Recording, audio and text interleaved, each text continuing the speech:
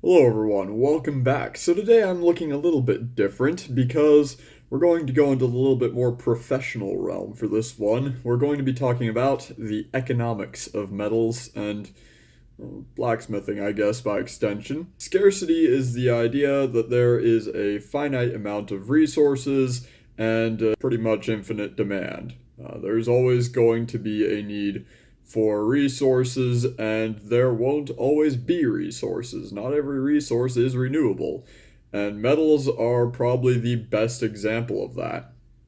There is only a set amount of metal in the world, and I mean, even just in the universe at large.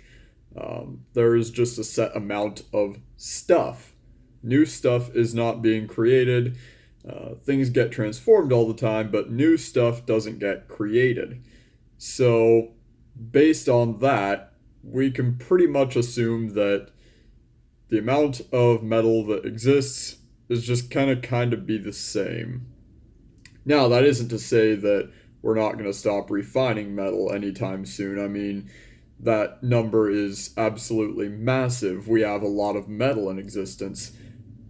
But that is to say that we are going to see the price be affected by the consumption of those metals.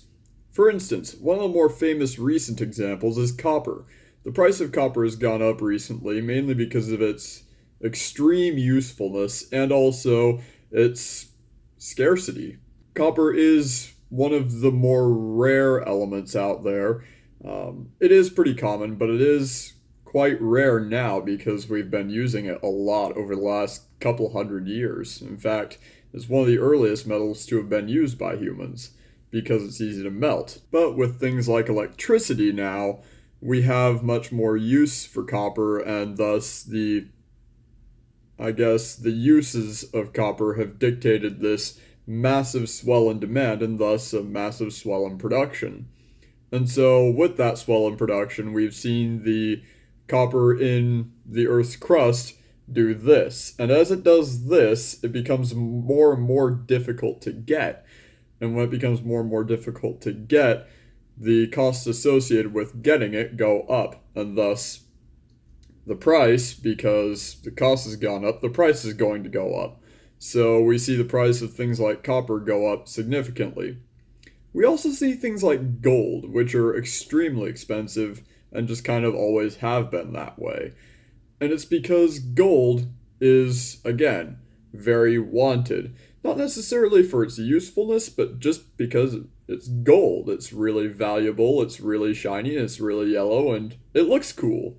It also doesn't tend to tarnish like things like copper. It doesn't leave that weird ring on your finger after you're done wearing it. It tends to just sort of sit there and not do a whole lot. So it's very attractive as a jewelry item, and I guess with chemistry research in the last few years, we've found some other uses for gold beyond just its aesthetic value. The same is true for things like platinum, palladium, rhodium, and even silver sometimes. I mean, I have a ring right here. It's made of silver. It's a completely aesthetic use, but it's still useful this way, and it did cost money. I mean, it's not exactly cheap. I mean, I got this for 35 bucks, which I mean for silver is pretty cheap. It is sterling silver though, so that probably explains it. But the point remains that there is a cost associated with it. You guys have noticed I generally tend to work with a lot of steel, and that's because steel is really cheap. Iron is really common, and it's also really useful. I mean, we've been extracting iron hand over fist for millennia now, but that still hasn't completely gone away. I mean, we still have quite a bit of iron in the Earth's crust and also just in circulation. We tend to like to recycle it a lot, which is good. I think it's really good. And, I'd say it's probably, when possible, it's a good idea to be able to reuse metals. In fact, that's one of the reasons why I got into metallurgy in the first place, is I wanted to start melting iron, but I wanted to be able to reclaim some of the oxides. But the point here being that I tend to work with the really cheap metals because I'm not a man of means. I don't have a lot of money, so I generally go for the cheaper metals. Also, some of those other weirder metals have kind of specialized uses, and, well, for me, I don't really use them for specialized use, so I don't really need them.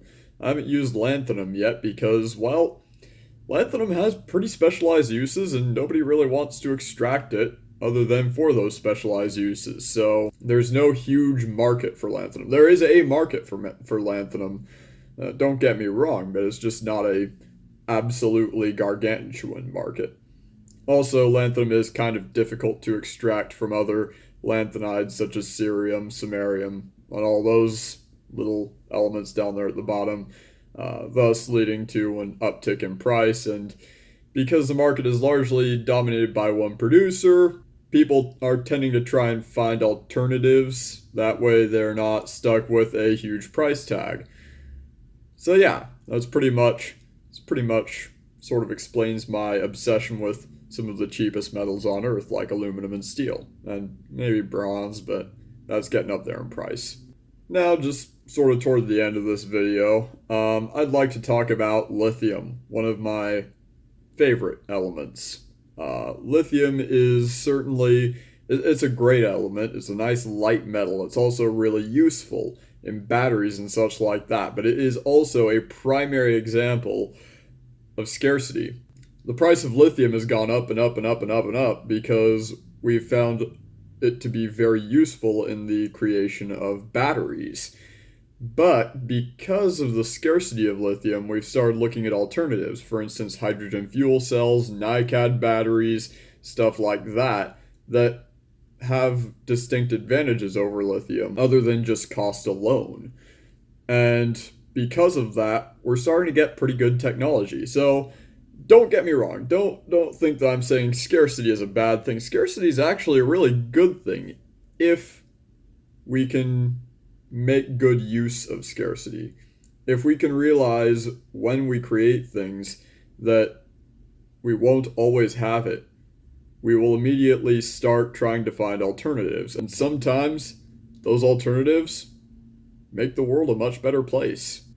So I hope you guys enjoyed the video. If you did, like, subscribe, leave a comment. I need suggestions for future videos. I have a few that are going to be coming out pretty soon, so definitely look forward to that. Subscribe, get the notifications, all that good stuff. And with that, yeah, thank you guys for joining me. Hope you guys enjoyed the video. I hope you all have a wonderful day.